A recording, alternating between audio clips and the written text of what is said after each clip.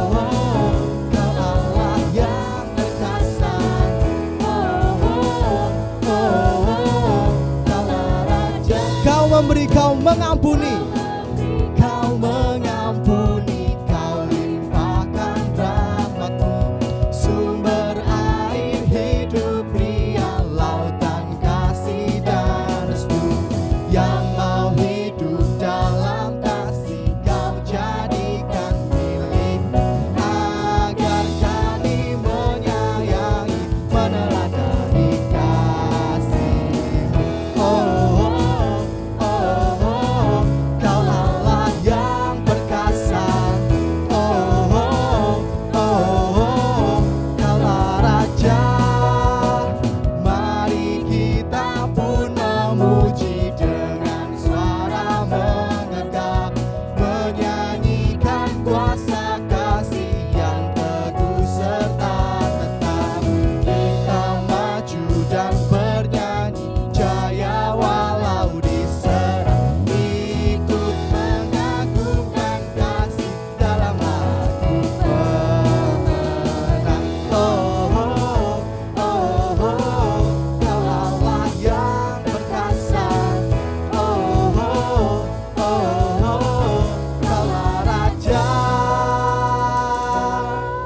Haleluya. Selamat sore teman-teman semua yang ada di rumah, khususnya yang lagi berkumpul untuk beribadah pada sore hari ini dalam ibadah kaum muda. Oke, hari ini kita beribadah dengan luar biasa. Kita istimewa sekali karena pada Sabtu sore hari ini kita kembali lagi berkumpul untuk beribadah, memuji dan memuliakan nama Tuhan. Oke, kita semua percaya bahwa ibadah kita pada sore hari ini berlangsung dalam perkenanan Allah yang menjadikan langit dan bumi serta segala isinya. Amin. Teman-teman, marilah kita bersatu di dalam doa. Bapa kami yang di surga, terima kasih Tuhan buat penyertaan-Mu untuk setiap kami yang ada di tempat ini. Walau kami beribadah di rumah kami masing-masing, belum bisa datang di gedung gereja kami, tapi kami percaya saat ini Tuhan yang hadir di tempat di mana kami berada untuk memuji dan memuliakan nama Tuhan. Terima kasih Tuhan, sertai setiap kami, berikan roh kudus-Mu kepada kami. Di dalam nama Tuhan Yesus kami telah berdoa dan bersyukur. Haleluya, amin. Oke teman-teman yang ada di rumah terkhususnya, saya ingin bertanya kepada teman-teman,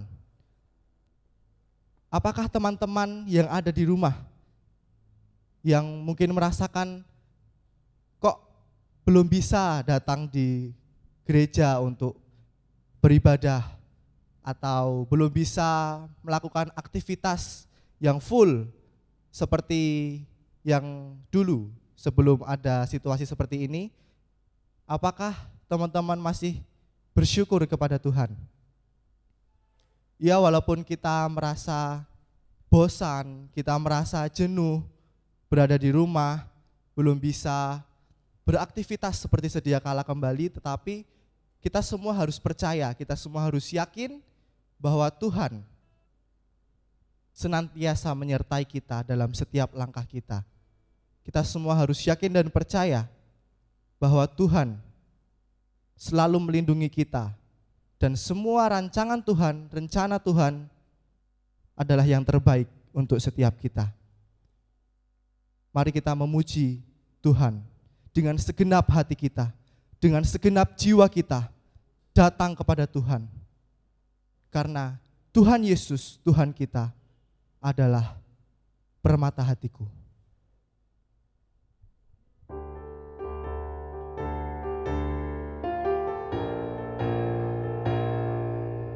Dengan segenap hati kita pujikan lagu ini. Kita mau datang ke hadirat Tuhan dengan segala kerinduan, kita memuji dan memuliakan nama Tuhan.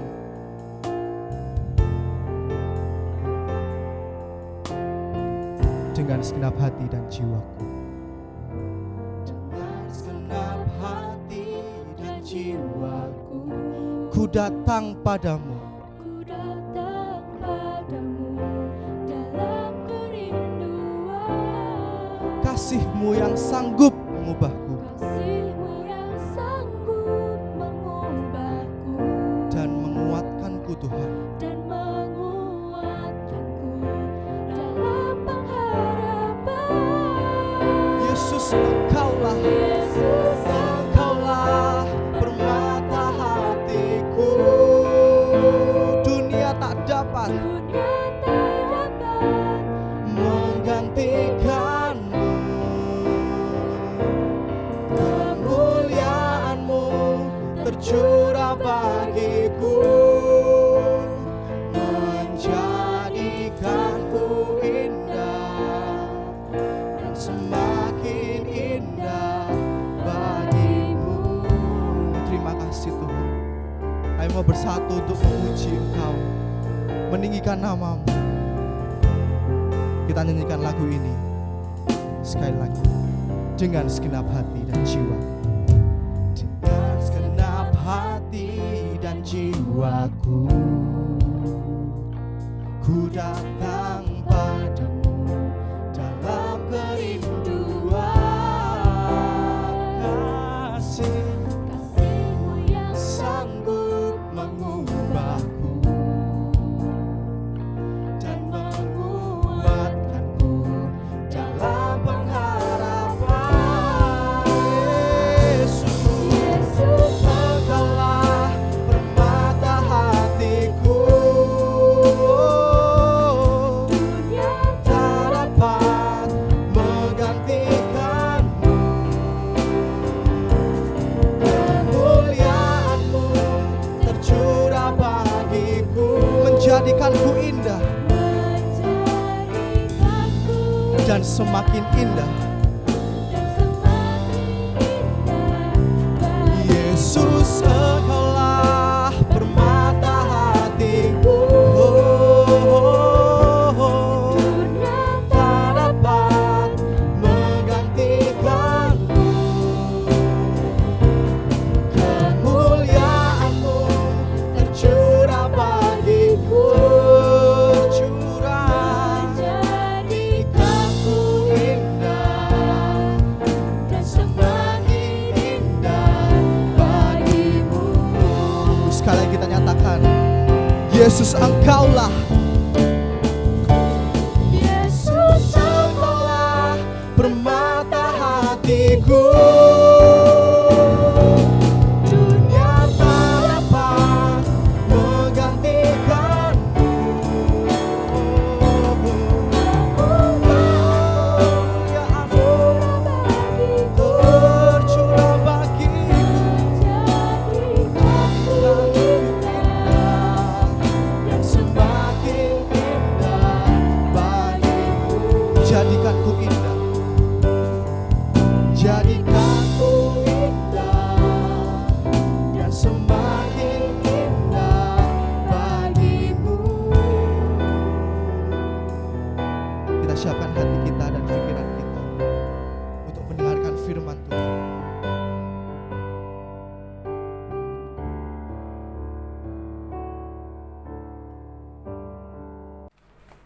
Halo teman-teman GKI Ngupasan semuanya, apa kabar? Saya Pendeta Ariel dari GKI Jemur Sari. Hari ini kita akan bersama-sama merenungkan firman Tuhan. Kita akan merenungkan satu bagian Alkitab dari Perjanjian Baru di Injil Matius pasal yang ke-14 ayat 22 sampai 31. Tapi sebelum kita membacanya, mari kita sama-sama berdoa. Tuhan Yesus, terima kasih kalau pagi ini kami diberi kesempatan kembali berjumpa dan kami mau bersama-sama merenungkan Alkitab, kebenaran firman-Mu. Urapi hamba-Mu, urapi kami semua sehingga kami semua yang membaca, menguraikan pada akhirnya juga menjadi orang-orang yang mampu untuk mengerjakan. Dalam nama Kristus Yesus, Sang Firman hidup, kami berdoa. Amin. Nah, teman-teman semuanya, saya akan membacakan bagian ini, bagian yang saya percaya kita bukan kali pertama membaca kisah ini. Ini cerita yang sangat populer. Judulnya Yesus berjalan di atas air. Saya akan membacakan untuk kita semua mulai dari ayat yang ke-22 demikian firman Tuhan. Sesudah itu, Yesus segera memerintahkan murid-muridnya naik ke perahu dan mendahuluinya ke seberang. Sementara itu ia menyuruh orang banyak pulang. Dan setelah orang banyak itu disuruhnya pulang, Yesus naik ke atas bukit untuk berdoa seorang diri. Ketika hari sudah malam, ia sendirian di situ. Perahu murid-muridnya sudah beberapa mil jauhnya dari pantai dan diombang-ambingkan gelombang karena angin sakal. Kira-kira jam 3 malam datanglah Yesus kepada mereka berjalan di atas air. Ketika murid-muridnya melihat dia berjalan di atas air, mereka terkejut dan berseru, "Itu hantu." Lalu berteriak-teriak karena takut. Tetapi segera Yesus berkata kepada mereka, "Tenanglah, aku ini, jangan takut." Lalu Petrus berseru dan menjawab dia, "Tuhan, apabila engkau itu, suruhlah aku datang kepadamu berjalan di atas air." Kata Yesus, "Datanglah." Maka Petrus turun dari perahu dan berjalan di atas air mendapatkan Yesus. Tetapi ketika dirasanya tiupan angin, takutlah ia dan mulai tenggelam, lalu berteriak, "Tuhan, tolonglah aku." Segera Yesus mengulurkan tangannya, memegang dia, dan berkata, "Hai orang yang kurang percaya, mengapakah engkau bimbang?" Sejauh ini pemberitaan firman Tuhan. Berbahagialah buat kita semua yang membaca, yang memahami, dan yang melakukannya. Haleluya. Teman-teman semuanya, tema kita minggu ini adalah beriman kok baperan. Sekali lagi, beriman kok baperan. Saya mulai dengan cerita tentang sebuah pengalaman. Kalau kata baper sendiri kalian kan pasti sudah tahu artinya, bawa perasaan. Saya cuma kasih contoh nyata saja. Bagaimana baper itu dimaknai dalam kehidupan kita sehari-hari. Saya ini kelahiran 79, sudah tua, 40 tahun. Tahun ini November saya akan berusia 41 tahun. Nah, di era saya SMP SD itu tahun 80-an. Enggak. Ya kalau SMP 90-an awal. Ada sebuah tradisi di kalangan kami sesama teman-teman sekolah itu, kalau Natal itu saling berkirim kartu Natal. Dan polanya begini. Pagi-pagi sebelum aktivitas belajar mengajar dimulai, itu biasanya masing-masing anak itu sudah menaruh kartu ucapan selamat Natal itu di meja teman yang dituju. Taruh gitu, begitu kita datang, oh sudah ada kartu, begitu kita buka. Nah, beberapa kartu dari teman-teman tertentu, biasanya cewek, seringkali membuat saya pribadi itu baper. Kalau harga kartu itu mahal. Kalau kartu itu tahu zaman dulu populer sekali kartu Natal yang ada aromanya, aroma harumnya begitu. Apalagi kalau dikasih warna pink begitu. Dan apalagi kalau ini datang dari teman perempuan yang kita idolakan begitu. Nah, kemudian perasaan ini melompat lebih jauh daripada sekedar oke, terima kasih ada yang ngucapin saya selamat Natal, tapi kita mulai menebak-nebak, terintimidasi oleh pikiran kita sendiri. Jangan-jangan dia punya maksud lain dibalik sekedar ngirim kartu Natal. Jangan-jangan dia suka saya. Waduh, pulang nggak bisa tidur, dipikir-pikirin, dirasa-rasakan sendiri. Padahal apakah pasti begitu? Ya enggak juga. Nah itu namanya mungkin contoh baper, bawa perasaan.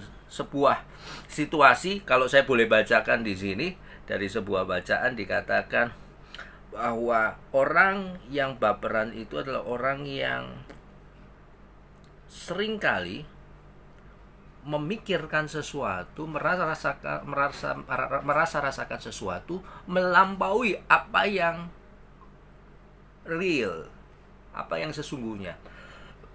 Nah, lalu pertanyaan kemudian apa kaitannya dengan beriman? Kenapa tema kita hari ini adalah beriman kok baperan? Nah, saya ingin coba gambarkan seperti sebuah pengalaman lain. Kalau ada orang susah minta tolong sama kita, teman mungkin mau pinjam duit dan kemudian kita buka dompet, tinggal 50.000 ada di dompet kita, ya sudah, dia butuhnya berapa? 50.000 juga. Orang yang beriman adalah orang yang kemudian melepaskan apa yang dia punya itu meskipun hanya tinggal 50.000 itu. Seperti janda di Sarfat, minyak dan tepung terakhir diberikan kepada Nabi Elisa. Habis ini saya makan apa nggak tahu sudah. Tapi saya beriman Tuhan akan memelihara saya. Itu orang yang kita sebut beriman. Tapi kalau beriman tapi baperan, itu dia memberi memang karena baper ya. Kasihan nih, dia nggak bisa makan, dia butuh duit. Tapi perhatian kita pada tema ini terkait kata baper itu lebih pada apa yang terjadi sesudah kita memberi. Sesudah kita melepas 50.000 ini, kita mulai pikir-pikir, rasa-rasa, dan aduh, kok eman ya? Kok bodoh ya saya tadi lepas? Saya habis ini bagaimana? Saya habis ini harus apa? Habis ini saya harus makan pakai apa? Dan seterusnya. Jadi kita melepas sesuatu tapi kita masih gandoli juga begitu. Nah, itu yang saya maknai dengan istilah atau tema beriman kok baperan. Semoga tepat ya, sesuai dengan apa yang siapapun rumuskan, tim pengurus pemuda remaja GKI Ngupasan yang merumuskan tema ini. Nah, teman-teman sekalian, ada seorang bernama C.S. Lewis yang pernah mengatakan begini, I believe in Christianity as I believe that the sun has risen, not only because I see it, but because by it I see everything else. Kalau dalam bahasa saya sendiri, saya akan mengatakan begini, saya percaya Yesus bukan hanya karena Yesus itu memang tercatat dan benar-benar ada dalam sejarah manusia, melainkan karena melalui Yesus saya bisa melihat beragam kuasa Allah bekerja di semesta. Melalui Yesus saya bisa melihat beragam kuasa Allah bekerja di semesta. Jadi bukan hanya karena saya melihat Yesus, tapi karena melalui Yesus saya melihat segala hal yang hebat. Nah, Yesus dikenali dan disebut Kurios atau Tuhan itu salah satunya adalah karena impact-nya bagi kehidupan. Sinarnya, ibarat the sun tadi menurut C.S. Lewis, dia menerangi sekitar, mujizat-mujizatnya mewarnai zaman. Dan di Matius 14 ayat 22 sampai 31 adalah sebuah cerita yang sudah sangat famous saya rasa, tentang Yesus melakukan mujizat yang luar biasa, berjalan di atas air.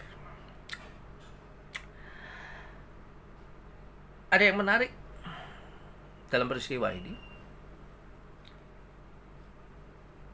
Ketika pada ayat yang ke-28, saya dahului dari bagian sebelumnya. Ketika murid-murid ada di dalam perahu dan mereka diombang-ambingkan gelombang di ayat yang ke-24. Malam-malam bahkan menjelang pagi, jam 3 dikatakan ayat yang ke-25. Kemudian Yesus datang pada mereka berjalan di atas air. Nah, murid-murid terkejut dan mengira ini hantu. Ayat 26 katakan, mereka berteriak-teriak karena takut. Tapi Yesus segera bilang di ayat yang ke-27, tenanglah, ini aku ini, jangan takut.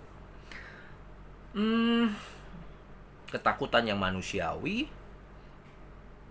Di dini hari begitu, ada sosok yang dari kejauhan pasti nggak jelas siapa itu. Mereka sedang ada dalam bahaya, dalam badai.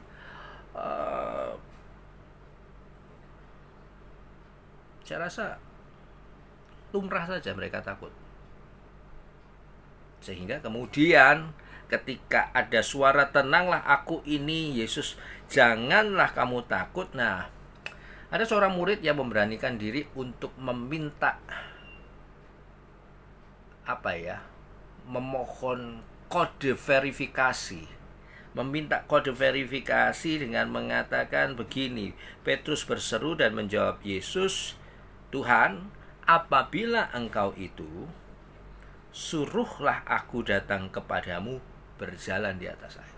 Jadi dia minta kode verifikasi. Kalau itu memang engkau Yesus, buktikan, artinya engkau bisa menyuruh aku dan aku punya kemampuan atas suruhanmu itu datang kepadamu berjalan di atas air. Nah, sederhananya kemudian Yesus mengatakan pada ayat yang ke-29, datanglah, verified. Nah, yang menarik adalah kejadian setelah itu.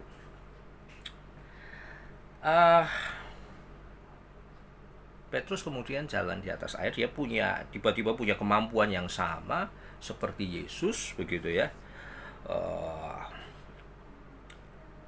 Tetapi ketika dirasanya tiupan angin, ayat 30, takutlah ia dan mulai tenggelam lalu berteriak, Tuhan, tolonglah aku. Dan ayat yang terakhir saya akan bacakan. Segera Yesus mengulurkan tangannya, memegang dia dan berkata, mari kita baca sama-sama. Hai orang yang kurang percaya, mengapa engkau bimbang? Hai orang yang kurang percaya, mengapa engkau bimbang? Saya akan fokuskan renungan kita hari ini pada kata bimbang, distaso dalam bahasa Yunani. Nah, kata dasar ini selain ada di Matius 14 ayat yang ke-31, kita bisa temukan kata yang sama, kata dasar yang sama, itu muncul di Matius 28 ayat 17. Matius 28 ayat 17 mengatakan demikian, ketika melihat dia, mereka, murid-murid menyembahnya, tetapi beberapa orang ragu-ragu. Nah, ini cerita tentang ketika Yesus sebentar lagi mau naik ke surga. Yesus berkumpul bersama 11 muridnya. Kenapa 11? Ya, yang ke-12 kan sudah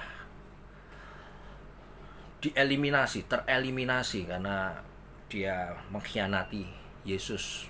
Dia bunuh diri, Yudas Iskariot. Jadi tinggal 11. 11 itu berkumpul dan sebelum Yesus naik ke surga, dia kasih pesan-pesan, dan satu pesan yang paling epik di Matius 28 disebut amanat agung. Pergilah, jadikanlah semua bangsa muridku, baptiskanlah mereka dalam nama Bapa dan Anak dan Roh Kudus dan seterusnya. Nah, di momen ini digambarkan oleh Matius 28 ayat 17. Dari 11 murid itu ada 2 ekspresi.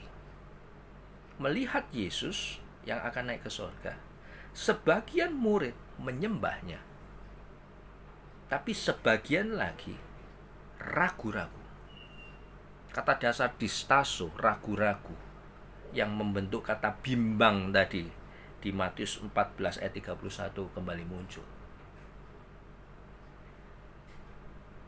Ketika melihat dia, mereka menyembahnya, tetapi beberapa orang ragu-ragu. Nah, saudara, dari sini teman-teman, saya mau mengatakan bahwa bicara tentang iman, kekuatan iman seseorang itu ternyata tidak selalu berbanding lurus dengan soal berapa lama ia menjadi murid Kristus. Sekali lagi, kekuatan iman seseorang tidak selalu berbanding lurus dengan soal berapa lama ia menjadi murid Kristus.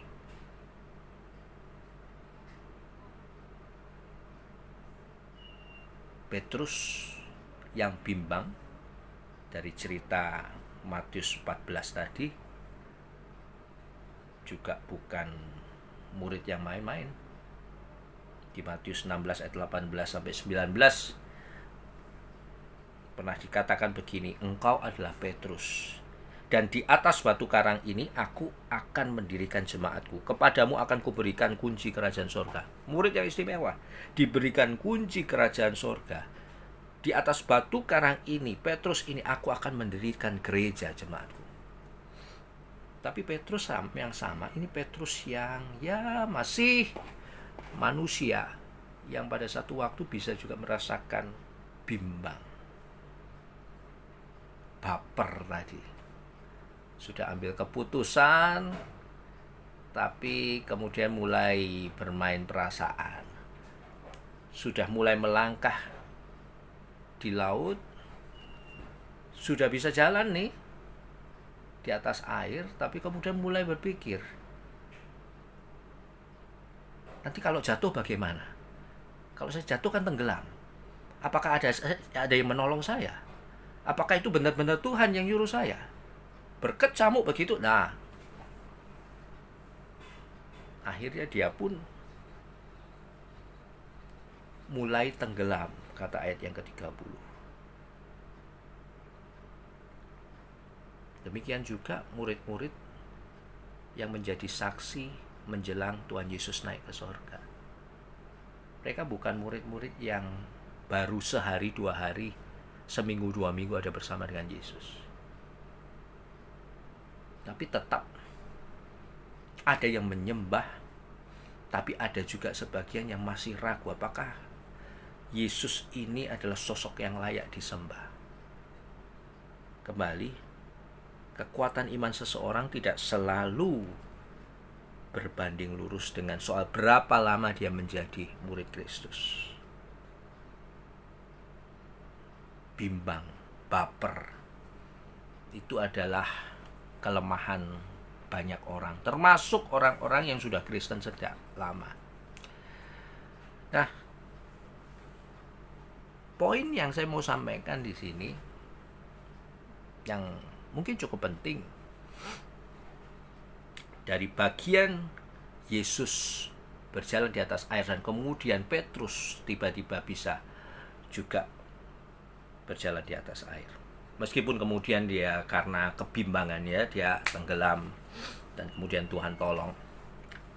Saya mau katakan bahwa beriman itu bukan soal percaya kalau saya bisa berjalan di atas air. Sekali lagi, beriman itu bukan soal percaya kalau saya bisa berjalan di atas air. Tapi beriman itu dalam konteks Matius 14 ini adalah soal percaya kalau Tuhan bisa bikin saya berjalan di atas air. Yesus berjalan di atas air karena kemauannya sendiri, karena kuasanya sendiri. Tapi kita baca tadi, Petrus bisa berjalan di atas air, butuh kode verifikasi. Siapa yang pegang kode verifikasi itu? Yesus. Dia bilang, Tuhan, apabila engkau itu, suruhlah aku datang kepadamu, berjalan di atas air. Jadi perlu disuruh Yesus dulu, baru kemudian dia punya kemampuan itu. Kalau Tuhan nggak suruh atas kuasanya, ya dia nggak akan bisa. Jadi kita mesti bedakan kemampuan Yesus berjalan di atas air dan kemampuan Petrus berjalan di atas air. Yesus nggak butuh siapa-siapa, dia mau apapun. Dengan powernya dia bisa. Tapi tidak dengan Petrus. Dia butuh Yesus menyuruh, datanglah. Maka dia bisa melakukan itu. Nah, kembali beriman bukan soal saya percaya bisa berjalan di atas air. Ya, ini banyak konsep-konsep ini beredar, seminar-seminar motivasi yang mengajari kita percaya pada diri kita sendiri. Kamu bisa, kamu bisa, kamu bisa. Kita diajak untuk percaya pada potensi diri kita, kepintaran kita. Kalau kamu katakan sesuatu itu merah, maka akan menjadi merah. Kalau kamu berkata berhasil, maka kamu akan berhasil. Nah, ini berbeda. Ini adalah sebuah konsep saya percaya kalau saya bisa berjalan di atas air. Saya percaya pada diri saya bisa berjalan di atas air. Nah, tapi konsep Kristiani mengajarkan kita sesuatu yang berbeda. Percaya, ya percaya, tapi percaya kalau Tuhan bisa bikin saya berjalan di atas air. Jadi kuncinya bukan pada kuasa dan kehendak kita, tapi pada kuasa dan kehendak Tuhan.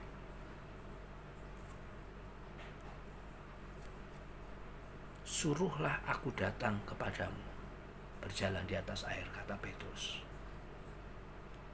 Kalau Yesus nggak nyuruh, ya dia nggak akan bisa apa-apa. Jadi kuncinya ada pada Yesus. Persoalannya kemudian, ketika Yesus sudah menyuruh dan Petrus mulai melangkah, dan dia sadar bahwa dia mulai bisa, wow, saya bisa berjalan di atas air juga, Kak. Nah, dia masih tadi baper tadi, perasaannya, pikirannya berkecamuk sendiri. Iya kalau iya itu Yesus, iya kalau iya ini saya sudah 2 langkah, 5 langkah, ini 10 langkah, apakah saya bisa melanjutkan 20 langkah ke depan sampai pada orang yang saya duga Yesus itu? Atau jangan-jangan di langkah berikut saya akan tenggelam.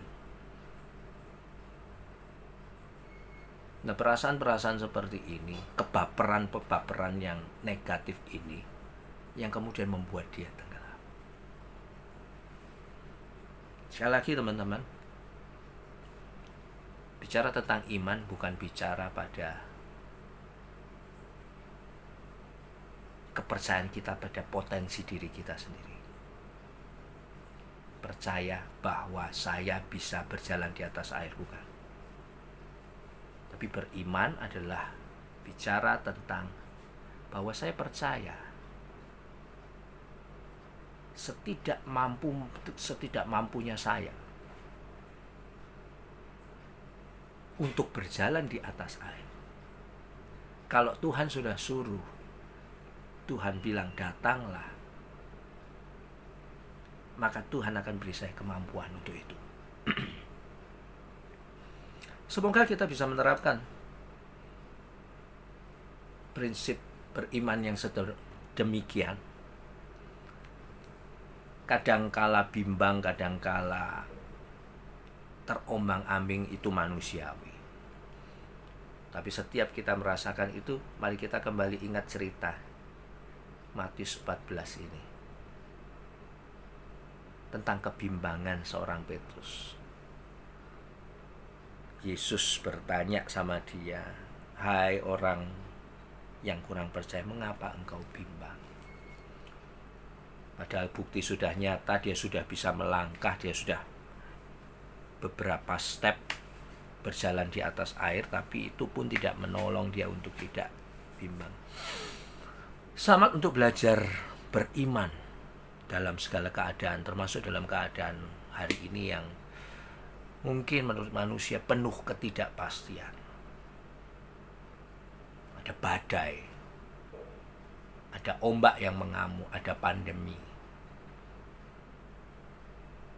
Tapi marilah kita belajar percaya bahwa sekalipun murid-murid ada di atas kapal, di atas danau dan dalam badai ombak yang menderu, tetapi pada akhirnya ada satu sosok yang berjalan menuju mereka untuk menolong.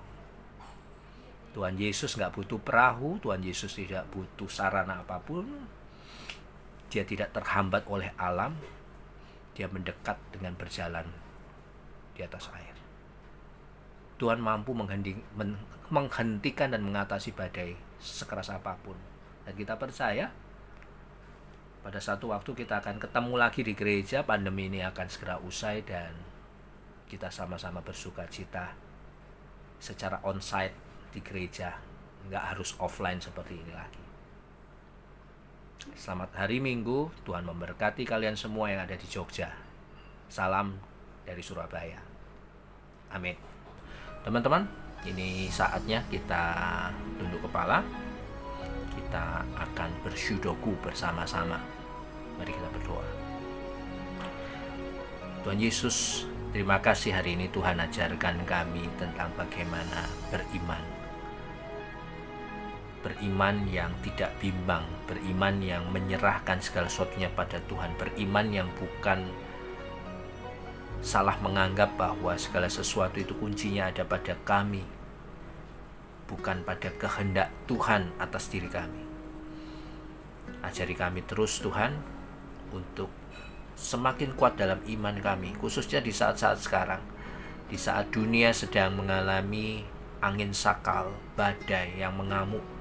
Kami semua sedang merasakan kesusahan secara manusia. Ada banyak orang yang kehilangan pekerjaan, ada banyak orang yang bisnisnya terganggu, ada banyak orang yang sedang sakit dan menanti mujizat Tuhan untuk kesembuhan. Tuhan, kami mau berdoa buat siapapun orang yang sedang susah. Bukan tidak mungkin beberapa di antaranya ada di lingkungan terdekat kami, keluarga kami, papa, mama, nenek, kakek kami, adik kakak kami, teman-teman sesama di gereja maupun teman sekolah, kuliah. Kami mohon Tuhan, Engkau sendiri yang berbelas kasih atas siapapun yang membutuhkan pertolongan. Seperti Tuhan menolong murid-murid yang ketakutan karena angin sakal.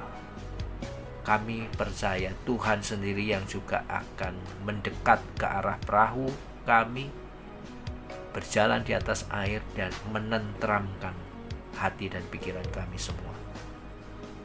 Semua orang yang sedang susah karena pandemi ini, sekali lagi kami doakan.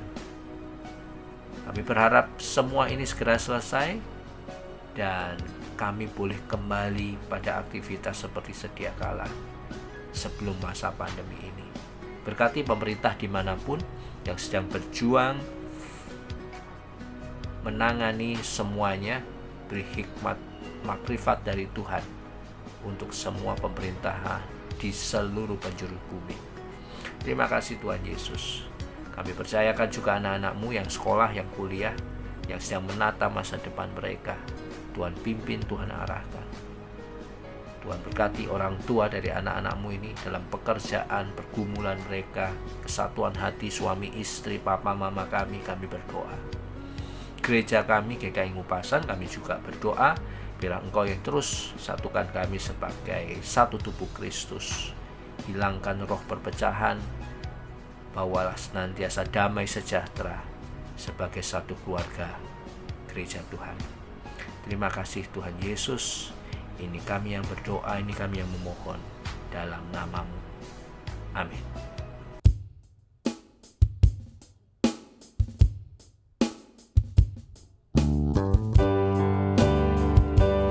Kita sudah mendengarkan firman Tuhan. Kita mau katakan kepada Tuhan bahwa ini kita dan utus kita.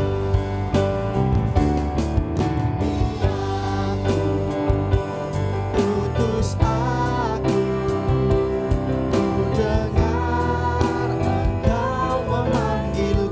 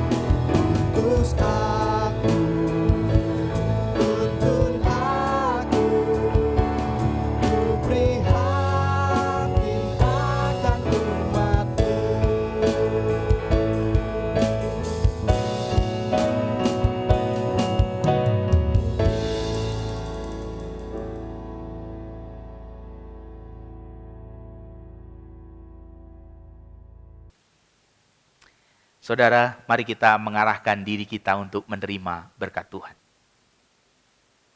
Allah sumber segala yang baik. Allah yang turut campur tangan dalam hidup saudara. Damai sejahtera di dalam Tuhan Yesus Kristus menguatkan iman saudara. Oleh pertolongan Roh Kudus, saudara berlimpah-limpah di dalam pengharapan. Amin. Engkaulah permata hatiku, dunia tak dapat menggantikanmu. Kemuliaan-Mu tercurah bagiku, menjadikanku indah menjadikanku dan semakin indah